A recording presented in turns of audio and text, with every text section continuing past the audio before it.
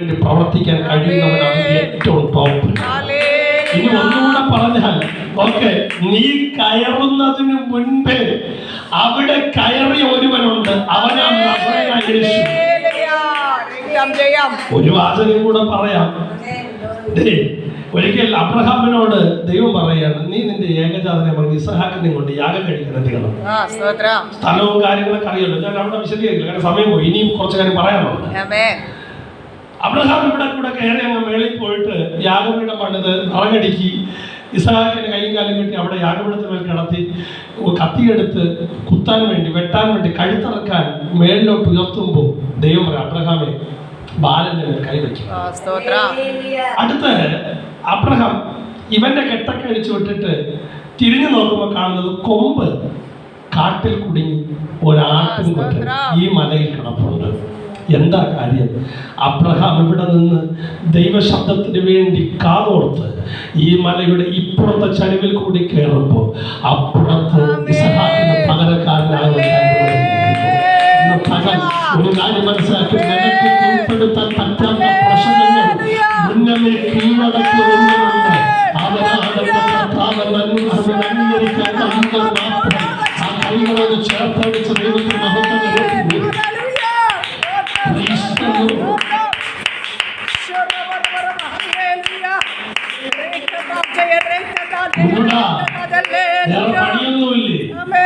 എന്തിനാ ഈ മലയിൽ കയറുന്നേ? വേറെ പണിയൊന്നുമില്ല, എന്തിനാ കയറി പോകുന്നേ? ഹലോ, കൂടനോട് ചോദിക്കും, എന്തിനാ ഈ വയ്യാത്ത കാലത്ത് അങ്ങ് കയറി പോണേ? അവിടെ പോയിട്ട് എന്തോ കിട്ടാനാ? മറുപടി, ഞാൻ എന്റെ വൈകല്യം വകവയ്ക്കാതെ ഈ മലയിൽ കയറിയാൽ എനിക്കറിയാം എന്റെ വൈകല്യത്തിന്റെ കെട്ടഴിക്കാൻ കഴിയുന്നവൻ ഒരുവൻ അവിടെ ഇരിപ്പുണ്ട്. അവന്റെ പേര് നസറേയനായ യേശു.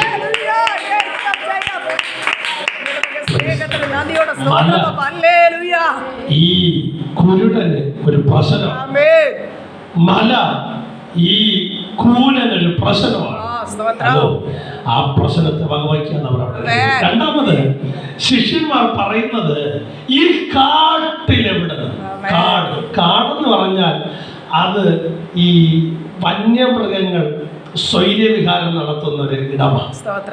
ശ്രദ്ധിക്കണേ, അവിടെ ആ ഒരു വാക്കിനെ ഞങ്ങളുടെ ആ കാടിനകത്ത് എല്ലാം ഉണ്ട്. സിംഹവും ഉണ്ട്, പുള്ളിപ്പുലിയുണ്ട്, അല്ല ചെന്നായും ഉണ്ട്. എന്താ പറഞ്ഞാൽ പ്രാണന് കേട് വരുത്തുന്ന വന്യമൃഗങ്ങളെല്ലാം അവിടെ. കയറിപ്പോകുന്നവൻ തിരിച്ചിറങ്ങണമെന്ന് ഇല്ല. ശ്രദ്ധിക്കണേ, കയറിപ്പോകുന്നവൻ തിരിച്ചു വരണമെന്നില്ല. കാരണം അത് കാട പ്രാണന് കേടുവരാൻ സാധ്യതയുള്ള ഇടങ്ങളാണ്.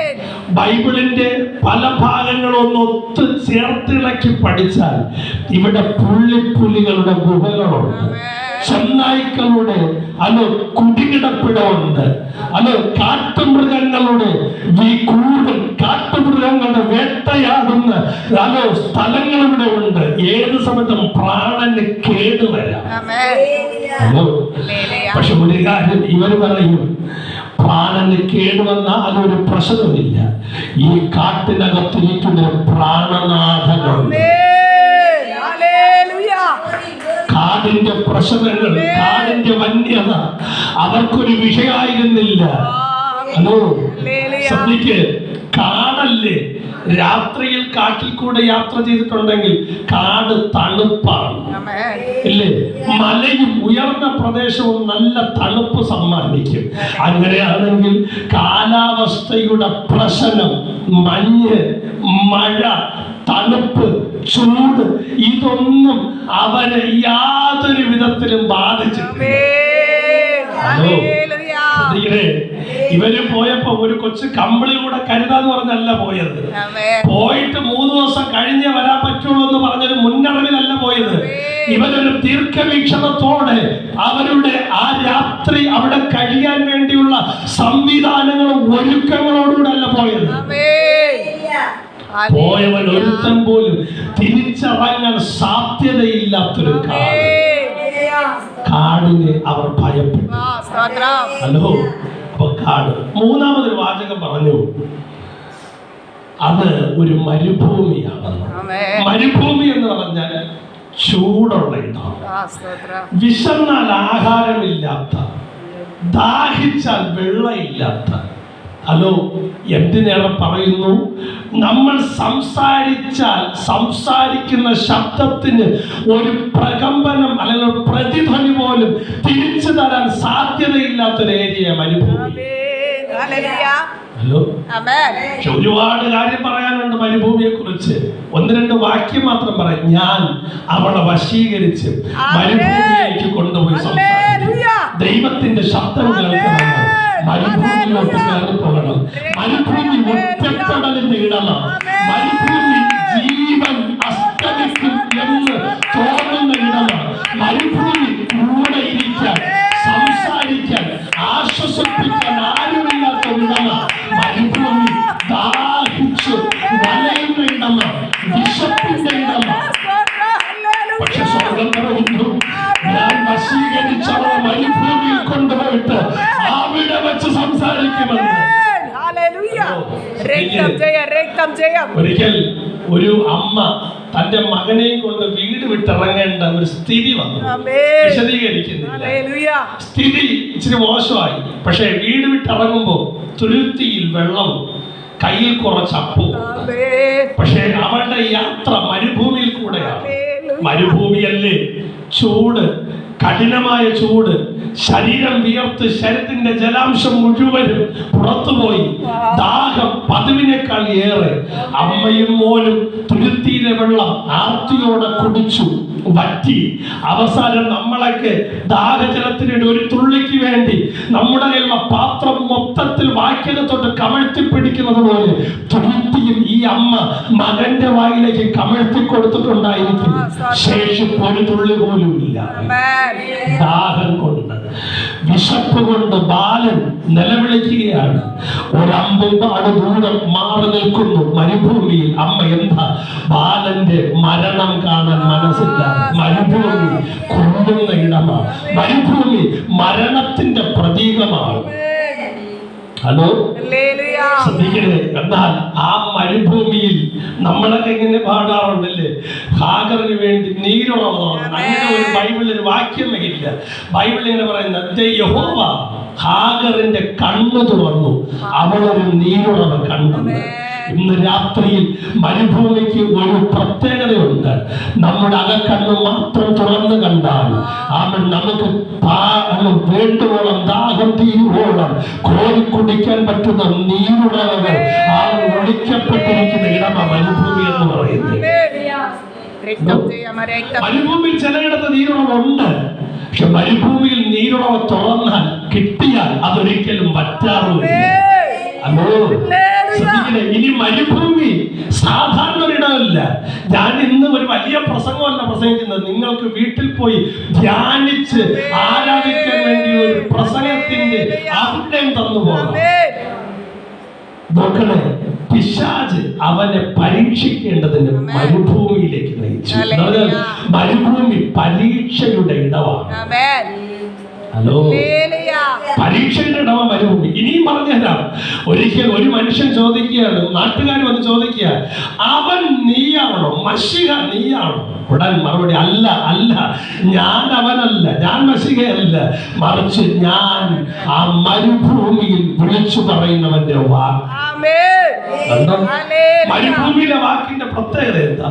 നിങ്ങൾ ഒരു വലിയ കാട്ടിൽ പോയിട്ട്, അല്ലെങ്കിൽ കൂറ്റൻ പടുകൂറ്റൻ കെട്ടിടമുള്ളിടത്ത് പോയിട്ട്, വലിയ പാറകളുള്ളിടത്ത് പോയിട്ട് നിങ്ങളൊന്ന് സംസാരിച്ചു നോക്കും. ഒരു പ്രാവശ്യമെങ്കിലും നിങ്ങളുടെ ശബ്ദം തിരിച്ചു കേൾക്കാം. പക്ഷെ മരുഭൂമിയിൽ പോയി നിന്നിട്ട് പറഞ്ഞാൽ ഈ ശബ്ദത്തിനൊരു പ്രതിധ്വനി പോലും ഉണ്ടാകത്തില്ല. നമ്മുടെ വാക്കിന് തിരിച്ചൊരു ശബ്ദം തരംഗം പോലും കിട്ടാതെ അനന്തവികായസിൽ ഒഴുകി നടക്കുന്നുണ്ട്. അർത്ഥം സംസാരിക്കാൻ ആളില്ലാത്ത, കേൾക്കാൻ ആളില്ലാത്ത, കൂട്ടുകാരില്ലാത്ത, അവൻ ഒറ്റപ്പെടലിന്റെ, പട്ടിണിയുടെ, പരീക്ഷയുടെ, ക്ഷീണത്തിന്റെ, ദാഹത്തിന്റെ, വലച്ചിലിന്റെ, അലച്ചിലിന്റെ ഒരിടമാണ്. പക്ഷേ അലയുമെന്ന് അറിഞ്ഞിട്ടും, വലയുമെന്ന് അറിഞ്ഞിട്ടും, ദാഹിച്ചു പോകാമെന്ന് അറിഞ്ഞിട്ടും, പട്ടിണിയായി പോകുമെന്ന് അറിഞ്ഞിട്ടും അതിനെയൊന്നും വകവയ്ക്കാതെ യേശുവിന്റെ സന്നിധിയിൽ ഈ മരുഭൂമിയിലേക്ക് 4000 പുരുഷന്മാർ വീട് വിട്ട്, കുടികൾ വിട്ട്, ആഹാരം ഉള്ളിടം വിട്ട്, കുടിക്കാൻ ഉള്ളിടം വിട്ട്, കുളിക്കാൻ ഉള്ളിടം വിട്ട്, സകല സാധ്യതകളും ഉള്ള ഇടം വിട്ടിട്ട് ഒന്നുമില്ലാത്ത ഇടത്തേക്ക് വന്നത് യേശുവിനെ മാത്രം പ്രതീക്ഷിച്ചിട്ടാണെങ്കിൽ യേശു പറയുന്നത് അവരെ പട്ടിണിയായി വിട്ടയക്കാൻ എനിക്ക് മനസ്സില്ല. ചിലപ്പോഴൊക്കെ നമ്മുടെ ഉള്ളിനകത്തെങ്കിലും തോന്നാറുണ്ട്, ചില ആൾക്കാർ പറയാറുണ്ട് ഒന്നുമില്ലാത്തതുകൊണ്ട് ഇങ്ങോട്ട് വന്നതാണ്. പക്ഷേ നമ്മൾ അപ്പോഴും പറഞ്ഞിട്ട് ഒന്നുമില്ലാത്തത് കൊണ്ടല്ല, എല്ലാം ഉണ്ടായിരുന്നപ്പോ അത് വിട്ടിട്ടാ ഇങ്ങോട്ട് വന്നു.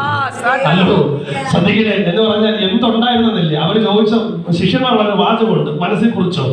കർത്താവേ, അവരെ ഊരുകളിലും കുടികളിലും പട്ടണങ്ങളിലും പോയി എന്തെങ്കിലുമൊക്കെ തിന്നേണ്ടതിന്, കൊള്ളേണ്ടതിന് അവരെ പറഞ്ഞു വിടുന്നു. ഇവരെവിടെ നിന്നാ വന്നേ? പട്ടണത്തിൽ നിന്ന്. ഇവരെവിടെ നിന്നാ വന്നേ? വീട്ടിൽ നിന്ന്. ഇവരെവിടെ നിന്നാ? ഊരുകളിൽ നിന്ന്. അർത്ഥത്തിൽ ഉള്ള ഇടത്ത് നിന്ന്, തിന്നാൻ ഉള്ളിടത്ത് നിന്ന്, കുടിക്കാൻ ഉള്ളിടത്ത് നിന്ന്. ഒറ്റ വിഷയമുള്ളൂ, കുടിക്കാൻ കിട്ടുമെന്ന് പറഞ്ഞോ കഴിക്കാൻ കിട്ടുമെന്ന് പറഞ്ഞല്ല, യേശു ഉണ്ടെന്ന ഒറ്റ പ്രതീക്ഷയില്ല ഇവരിവിടം വിട്ട് വന്നത്.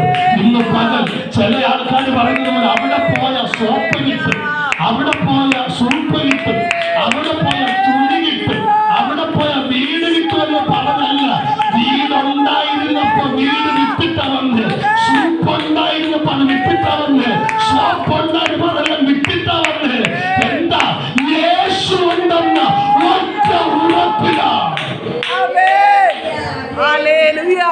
ഇന്ന് പകൽ എല്ലാം ഉണ്ടായിരുന്നപ്പോ അതെല്ലാം വിട്ടിട്ട് ദൈവത്തിന്റെ സന്നിധിയിൽ വന്ന ദൈവ പൈതലെ, നിന്നോടായി ഒരു ദൂത് വിളിച്ചു, നിന്നെ പട്ടിണിയായി വിട്ടയക്കാൻ മനസ്സിലാക്കി. യേശു ക്രിസ്തു ശിഷ്യന്മാരെ വിളിച്ചു പറഞ്ഞ, ശിഷ്യന്മാരെ അടുത്ത് വിളിച്ചിട്ട് പറഞ്ഞ ആ ഒരു വാക്ക് നിങ്ങൾ വളരെ ശ്രദ്ധിക്കണം. അത് 32-ാമത്തെ വാക്യം വായിക്കുമോ? 15:32. എന്നാൽ യേശു തന്റെ ശിഷ്യന്മാരെ അടുക്കെ വിളിച്ച് ഈ പുരുഷാരം കണ്ടോ? യേശു പറയുന്ന വാചക, ഈ പുരുഷാരം ഇപ്പോൾ 3 നാളായി എന്നോട് കൂടെ പാർക്കുന്നു. എന്തുകൊണ്ടാണ് എനിക്ക് ഇവരെ പട്ടിണിയായി വിട്ടയക്കാൻ മനസ്സിലാത്തത്? ഒന്ന്, ഇവരെന്നോട് കൂടെ പാർക്കുന്നുണ്ട്. 5 മിനിറ്റ് അല്ല, 3 രാത്രിയും പകലും ഇവരെന്റെ കൂടെ ഉണ്ട്. ഹലോ, ശ്രദ്ധിക്കണേ, 72 മണിക്കൂർ കൊണ്ട് ഇവരെന്റെ കൂടെ ഉണ്ട്. 3 രാത്രിയും പകലും. ഇപ്പൊ യേശു ദൈവജനത്തെ നോക്കി പറയും, 8 പകലുണ്ട്, 8 രാത്രിയുണ്ട്, എന്റെ കൂടെ ഇരിക്കുക. ഇവരെ പട്ടിണിയായി വിട്ടയക്കാൻ മനസ്സില്ല. പക്ഷെ ഇന്ന് പകൽ ആത്മാവിനൊരു ദൂത് ഞാൻ ദൈവസഭയ്ക്ക് കൈമാറാം. ഇങ്ങോട്ട് നോക്കണേ, എപ്പോഴാ കർത്താവ് ഇത് പറഞ്ഞത്? എപ്പോഴാ കർത്താവ് ഇത് പറഞ്ഞത്? 72 മണിക്കൂർ കഴിഞ്ഞ് 3 ദിവസം പൂർത്തിയായപ്പോ ഇല്ലേ? ഇടയ്ക്കൊന്നും കർത്താവിന് തിന്നാൻ കൊടുക്കുന്ന തോന്നലുണ്ടായിട്ടില്ല. പക്ഷെ ഒരു കാര്യം പറയാം, ഇവിടെ ഇരിക്കുന്ന ദൈവം ഇതിലെ ഇടയ്ക്ക് വലിയ സംസാരങ്ങളൊന്നും കിട്ടി, നല്ല ശബ്ദമൊന്നും കിട്ടിയില്ലെങ്കിലും, തിന്നാൻ കിട്ടിയില്ലെങ്കിലും, കുടിക്കാൻ കിട്ടിയില്ലെങ്കിലും, പ്രാർത്ഥിച്ച വിഷയത്തിന് മറുപടി കിട്ടിയില്ലെങ്കിലും ഭാരപ്പെടേണ്ട. യോഗത്തിന്റെ അവസാനം കർത്താവ് എല്ലാവരെയും ആദരിക്കുന്ന ഒരു സമയമുണ്ടായിരുന്നു. അവൻ ഈ മീറ്റിംഗ് കഴിയുമ്പോൾ ഈ തുടക്കം പോലെയോ ഇടസമയം പോലെ ആയിരിക്കത്തില്ല. ഇതിന്റെ ഒടുക്കം മഹാപ്രവർത്തികളുടെ സമയമായിരിക്കുമെന്ന് ദൈവത്തിന്റെ പരിശുദ്ധാത്മാവ് സഭയെ നോക്കി വിളിച്ചു പറയുമ്പോൾ അതിനൊരു ആമേൻ പറയാൻ അവൻ സന്മനസ്സുള്ളവർ, അവൻ മാത്രമൊന്ന് ദൈവത്തിന് മഹത്വം കരത്തിലെ പരിശുദ്ധങ്ങളുണ്ട്. അവൻ ഈ ആരംഭം പോലെയല്ല, ഇതിന്റെ അവസാനം ശ്രേഷ്ഠകരമായിരിക്കുമെന്ന് ദേശം അത്ഭുതപ്പെടുമാറ് ദൈവം ചില പ്രവർത്തികൾ ചെയ്താതിരിക്കുമെന്ന് അവൻ ഉറപ്പിച്ചു ദൂത് പറഞ്ഞാൽ എത്ര പേർ ആമേൻ പറഞ്ഞു ഏറ്റെടുക്കും?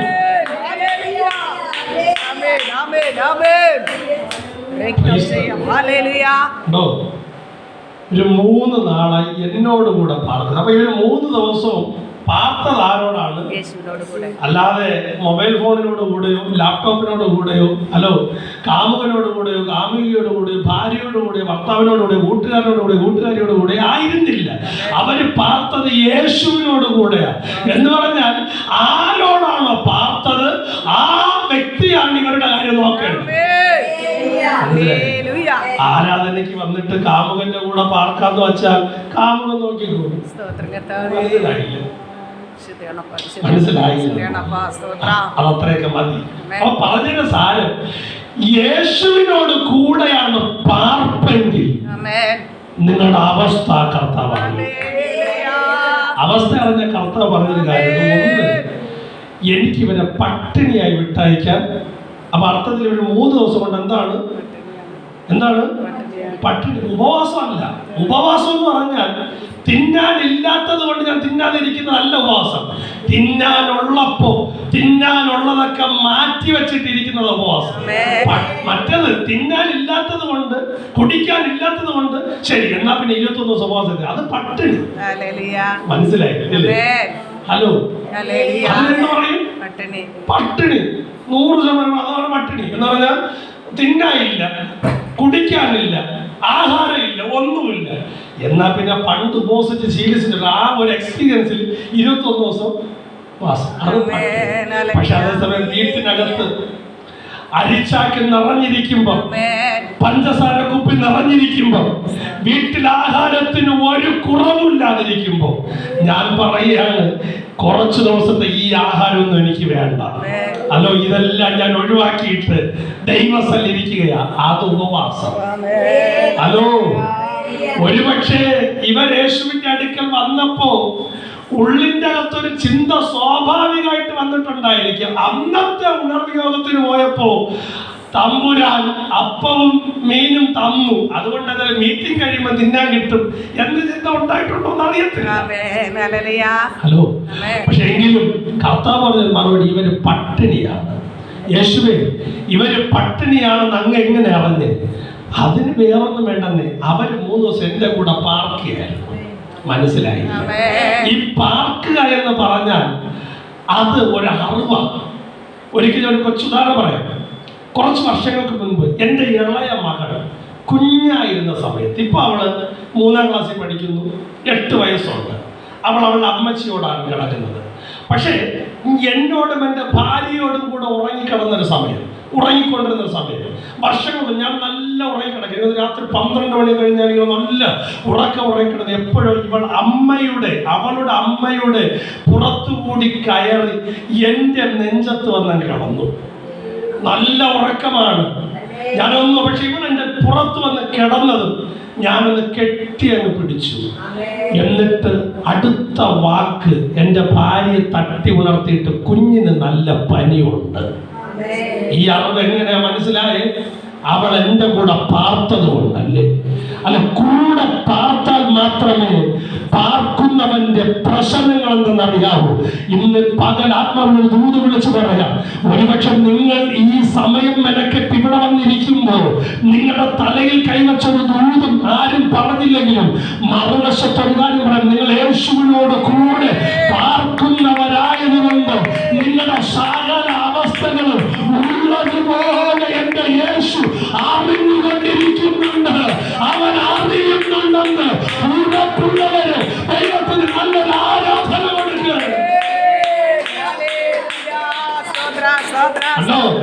ഒന്നാമത്തെ അറിവ്, അവര് പട്ടിണിയാണ്.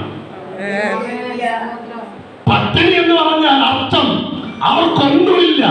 തിന്നാനില്ല, കുടിക്കാനില്ല, ഉടുക്കാനില്ല, പാർക്കാനില്ല, ഒന്നുമില്ല. ഇന്ന് പകൽ ഇവിടെ ഇരിക്കുന്ന ചില വിഷയങ്ങളിൽ പട്ടിണി അനുഭവിക്കുന്നവരാണ്. ഇവിടെ ഇരിക്കുന്ന ചില ദൈവമക്കൾ എല്ലാത്തിലും പട്ടിണി അനുഭവിക്കുന്നില്ല എങ്കിലും ഏതൊക്കെ ചില വിഷയങ്ങൾ പട്ടിണി അനുഭവിക്കുന്നുണ്ട്. ആത്മീയതയിൽ പട്ടിണി അനുഭവിക്കുന്നവരുണ്ട്, ഭൗമികതയിൽ പട്ടിണി അനുഭവിക്കുന്നവരുണ്ട്, ശാരീരിക മാനസിക വിഷയങ്ങൾ പട്ടിണി അനുഭവിക്കുന്നവർ. ഇന്ന് പകൽ ഇവിടെ ഇരിക്കുന്ന ദൈവപൈതനെ, നിന്റെ ഇല്ലായ്മയെ എന്റെ യേശു അറിയുന്നുണ്ടെന്ന്, നീ യേശുവിനോടുകൂടെ പാർക്കുന്ന വ്യക്തിയാണെങ്കിൽ, പാർക്കുന്ന ഒരു സഹോദരിയാണെങ്കിൽ, പാർക്കുന്ന ഒരു സഹോദരനാണെങ്കിൽ, നിന്റെ പട്ടിണിയെ, നിന്റെ ഇല്ലായ്മയോ, നിന്റെ വല്ലായ്മയോ, നിന്റെ ഞെരുക്കത്തെ എന്റെ യേശു അറിയുന്നുണ്ടെന്ന്.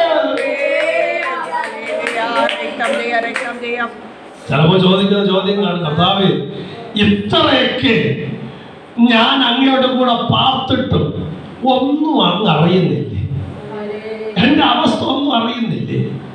ഒരു കാര്യം മനസ്സിലാക്കുക, നിങ്ങളുടെ വേണ്ടപ്പെട്ട ഒരു ഉറ്റവരും ഉടയവരും അറിഞ്ഞില്ലെങ്കിലും കൂടെ പാർക്കുന്ന വ്യക്തിയാണ് താങ്കളെങ്കിൽ താങ്കളുടെ സമസ്ത വിഷയങ്ങളും നന്നായി അറിയുന്നൊരു നല്ല കർത്താവ് കൂടെ ഉണ്ട്. ആ കർത്താവിന്റെ അടുക്കലാണ് നിങ്ങൾ ഇരിക്കുന്ന ഉത്തമ ബോധ്യം. 8 നാൾ കൊണ്ട് നിങ്ങൾ ആരോടുകൂടെ പാർക്കുന്നത്? യേശുവിനോടുകൂടെ പാർക്കുന്നവരാണെങ്കിൽ കർത്താവ് നിങ്ങളുടെ വീടിന്റെ അവസ്ഥ അല്ല, വീടിന്റെ അവസ്ഥ അറിയുന്നുണ്ട്. അപ്പൊ ചോദിക്കും, പാസ്റ്റർ അതൊക്കെ ചുമ്മാ നിങ്ങൾ നോക്കണം. ഒരിക്കൽ യേശു ക്രിസ്തുവിനെ ഈ യെരുശലേം പള്ളിയിൽ നിൽക്കുകയാണ്.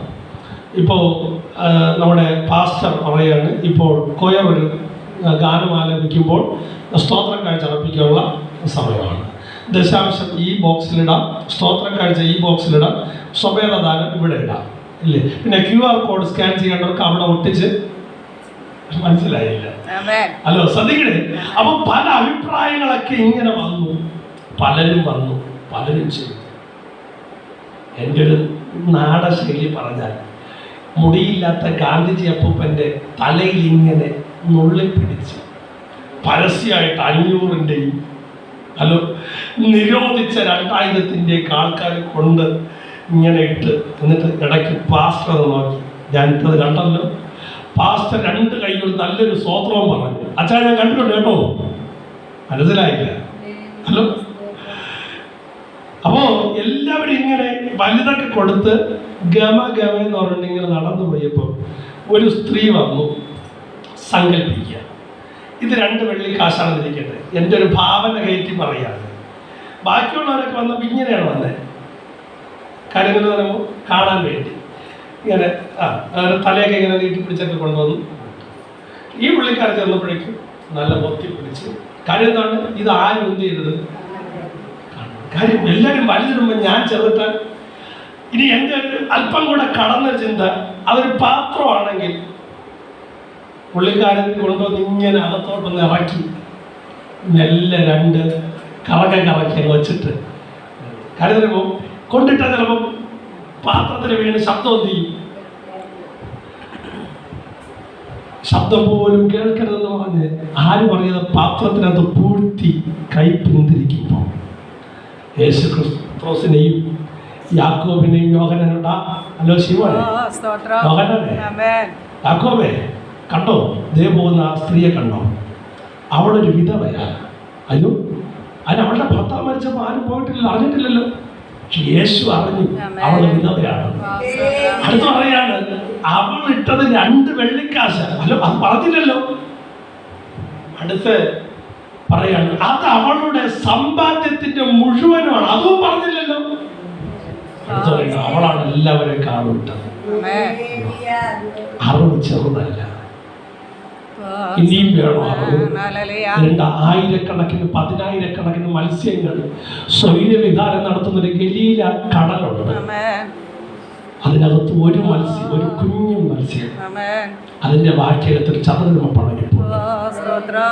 പത്രോസിനോട്, പത്രോസേ, നീ ചൂണ്ടൽ കൊണ്ട് ഗലീല കടലിടുമ്പോൾ നിന്റെ ചൂണ്ടൽ ആദ്യം കൊത്തുന്ന ഒരു മത്സ്യം. ഹലോ, ചൂണ്ടൽ കൊത്തിയതിന് ശേഷമല്ല പറഞ്ഞത്, കൊത്തുന്നതിന് മുൻപേ പറഞ്ഞു, ചൂണ്ട ഇടുന്നതിന് മുൻപ് പറഞ്ഞു.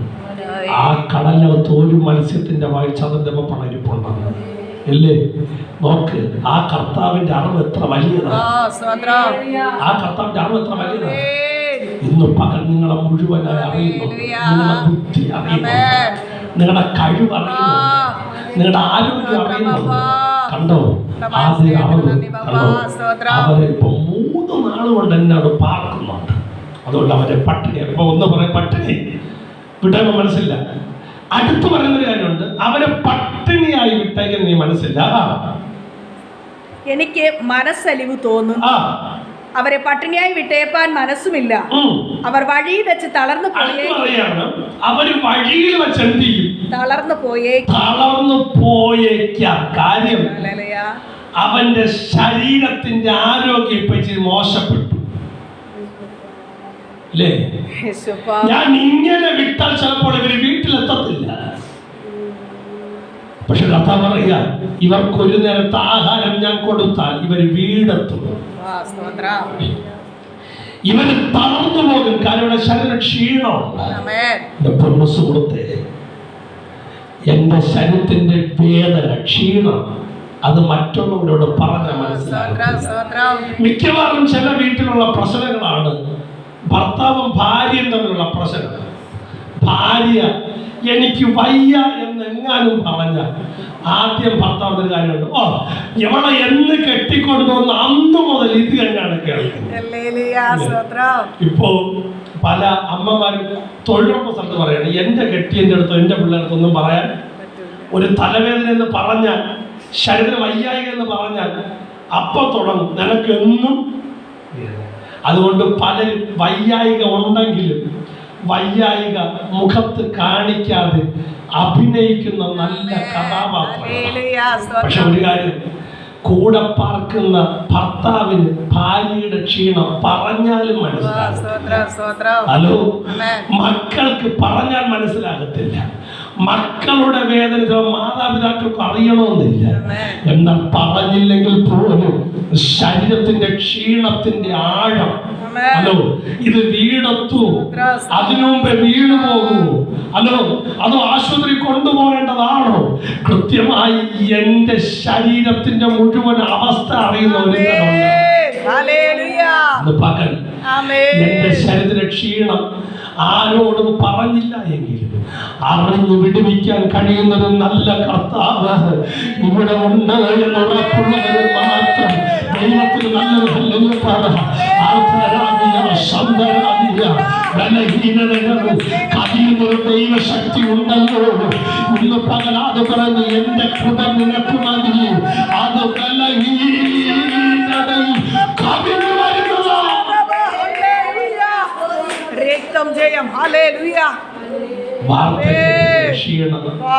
രോഗം നിമിത്തമുള്ള ക്ഷീണം, ഒരുപാട് നടന്നത് നിമിത്തമുള്ള ക്ഷീണം.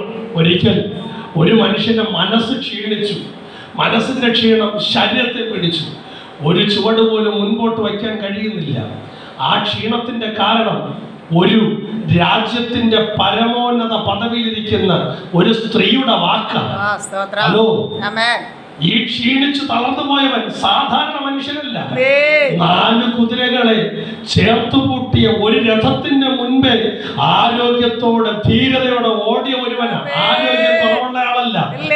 3.5 വർഷം മഴ പെയ്യാതെ വിണ്ട് കീറി ചൊട്ടു പൊള്ളുന്ന ആ കർമ്മേൽ എന്ന് പറയുന്ന മൊട്ടക്കുന്നിൽ മുഴങ്കാലും അടക്കിയിട്ട് ആ കാലിടുക്കുകൾക്കിടയിൽ തലവെച്ച് പ്രാർത്ഥിച്ച ഒരു മനുഷ്യന്. ആരോഗ്യം കുറവുള്ള ആളല്ല. നമുക്ക് ആരോഗ്യം ഉണ്ടോ ഇല്ലെന്ന് ഞാനിപ്പോ ഇന്നലെ നടന്ന സമയം എന്റെ മാതൃസഭയിൽ VBS ഫൈനൽ ഇന്നലെ ആയിരുന്നു. അപ്പോ അതിന്റെ മുദ്രാവാക്യം വിളിച്ചു കൊടുക്കാൻ വേണ്ടി എനിക്ക് അവസരം കിട്ടി. കുഴപ്പമില്ല, ഞാൻ മുദ്രാവാക്യം വിളിക്കാൻ വേണ്ടി നിൽക്കുകയാണ്. ഞാനിങ്ങനെ കേബിളും പിടിച്ച് മൈക്കും പിടിച്ച് റോഡിന്റെ സൈഡിലൊക്കെ നിൽക്കുമ്പോൾ ഈ സ്പീക്കർ നിന്ന് കൂവുന്നത് കൊണ്ട് അവസാനം ഒരു കാര്യം എങ്ങനെയായാലും വലിഞ്ഞ് ഈ ലോറിയിലുള്ള പിക്കപ്പിന്റെ പുറത്തെന്ത് ചെയ്യണം. 2 വശത്ത് സ്പീക്കർ വെച്ചിട്ടുണ്ട്, മുന്നേയും വെച്ചിട്ടുണ്ട്, പുറകെയും വെച്ചിട്ടുണ്ട്. അതുവഴി കയറാൻ പറ്റുന്നില്ല. അപ്പൊ ഇനി ആ കൂടെയുള്ള മാർഗം എന്ന് പറയുന്നത് ഈ സൈഡ് വഴി വലിഞ്ഞ് എന്ത് ചെയ്യാൻ പറ്റത്തുള്ളൂ, കയറാൻ പറ്റത്തുള്ളൂ. അപ്പോഴാണ് എൻ്റെ ആരോഗ്യം എന്താണെന്ന് ഞാൻ മനസ്സിലാക്കിയത്.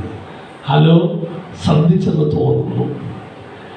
ഒരു കൊച്ചു വാഹനത്തിന്റെ പുറത്ത് പോലും നേരെ കാല് വലിച്ചൊന്നുയർത്തി വെച്ച് കയറാൻ ഞാൻ ബന്ധപ്പെട്ടപ്പോൾ 3.5 വർഷം വെയിൽ കൊണ്ട് ചുട്ടു പൊള്ളി വിണ്ടകീറി കിടക്കുന്ന കർമ്മേൽ എന്ന് പറയുന്ന കൊടുമുടി ഉച്ച വെയിലത്ത് മുഴങ്കാലുകൾക്കിടയിൽ തന്റെ തല പൂഴ്ത്തി വെച്ച് പ്രാർത്ഥിച്ച മനുഷ്യൻ ആരോഗ്യമില്ലാത്തവനാണ്. പക്ഷെ ഇപ്പോ ഒരു കൊച്ചു ചൂരച്ചെടിയുടെ തണൽ ചുരുണ്ട് കിടന്നു. ഒറ്റ പ്രാർത്ഥന മതി കർത്താവേ, മതി. ഞാൻ എൻ്റെ പിതാക്കന്മാരെക്കാൾ ഒട്ടും യോഗ്യതയുള്ളവൻ. പക്ഷെ ഈ പ്രാർത്ഥിക്കുന്ന മനുഷ്യന്റെ മനസ്സിന്റെ ക്ഷീണം എൻ്റെ ദൈവം അറിഞ്ഞു. അവന്റെ ശരീരത്തിന്റെ ക്ഷീണം അറിഞ്ഞു. ഒരുപക്ഷെ 2 ദിവസം കൂടി ഇങ്ങനെ കിടന്നാൽ ഇവന്റെ ശവമടക്കിന് പോലും ആരും. ഇത് മനസ്സിലാക്കിയ ഉടൻ ദൈവം തന്റെ ദൂതൻ അയച്ചിട്ട് പറഞ്ഞു, എന്റെ പ്രവാചകൻ മനസ്സ് ക്ഷീണിച്ച് കിടക്കുകയാണ്, ഒരടി പോലും മുൻപോട്ട് പോകാൻ കഴിയത്തില്ല.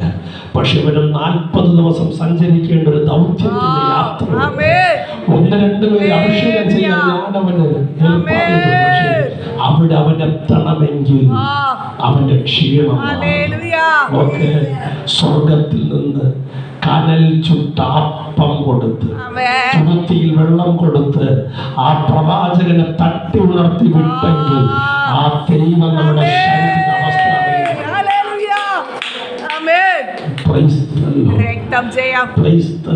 ഇന്ന് പകൽ കുഞ്ഞെ മാതാപിതാക്കളെ സഹോദരങ്ങളെ ശരീരത്തിന്റെ മുഴുവൻ അവസ്ഥയാണ് ക്ഷീണം അറിയുന്നുണ്ട് കേട്ടോ. ഇന്ന് പകൽ എത്ര പേർക്ക് ദൈവസന്നിധിയിൽ ഒന്ന് പറയാൻ പറ്റുന്നത് എന്റെ പ്രശ്നം ഇതാണ്. പരിശുദ്ധാത്മാവേ ഇങ്ങനെ പ്രവൃത്തി കേൾപ്പിക്കുന്ന നാഥാ, രക്തം ചെയ്യാ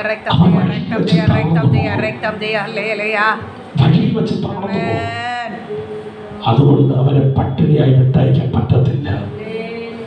അടുത്ത് പറഞ്ഞ ഭാഗം വളരെ ശ്രദ്ധേയമാണ്. മർക്കോസിലെ പറഞ്ഞ് അവരിൽ പലരും ദൂരത്ത് നിന്ന് വന്നവരാണ്. എവിടെ നിന്ന്? ദൂരത്ത് നിന്ന്. അപ്പോ എവിടെ നിന്ന് വന്നെന്ന് പോലും അറിയാം. നമ്മളാണെങ്കിൽ വന്നവിടെ 150 ഫീസും രജിസ്ട്രേഷൻ, പേര്, അഡ്രസ് എന്ന് അപ്പോൾ എഴുതി വെക്കും എവിടെ നിന്നാണ്. അങ്ങനെ രജിസ്ട്രേഷൻ പേപ്പറിൽ രജിസ്റ്റർ ചെയ്തത് കൊണ്ടല്ല കർത്താവ് അറിഞ്ഞത്. അവിടെ യേശുവിന്റെ സർവ്വജ്ഞാനത്തിൽ